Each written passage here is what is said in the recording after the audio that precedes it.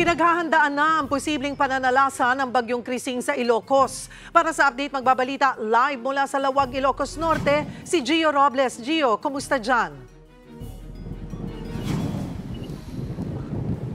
Cheryl, landslide o pagguho ng lupa, pagbaha, storm surge o daluyong ang tatlong senaryong pinaghahandaan at binabantayan ng mga otoridad habang papalapit ang Bagyong Krising dito sa Ilocania. Simula kagabi, pabugso-bugso ang malakas na ulan sa parehong probinsya ng Ilocos Norte at Ilocos Sur na isinailalim sa Signal number 2 ng Weather Bureau Pag-asa. Pinag-iingat ang mga residente malapit sa coastal areas dahil sa banta ng storm surge na posibleng umabot ng 2 metro ang taas. Bawal na ang pagpapalaot ng mga mangingisda.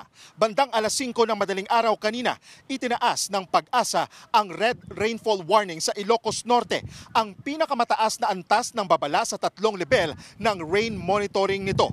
Ibig sabihin, posibleng umabot sa 30 millimeters o higit pa ang ulan sa loob lamang ng 1 oras. Kaya pinag-iingat ang mga residente sa posibleng epekto ng landslide at pagbaha, lalo na sa low-lying areas gaya sa mga bahay malapit sa Padsan River. Kabilang sa mga delikado sa pagbaha, mga bayan ng Pagudpud, Bangi, Pasukin, Bacara, Burgos, Lawag, Paway, Dingras at Solsana. Panawagan sa mga residente, lumikas agad kapag patuloy ang pagtaas ng level ng tubig. May higit 100 evacuation centers sa buong probinsya ng Ilocos Norte.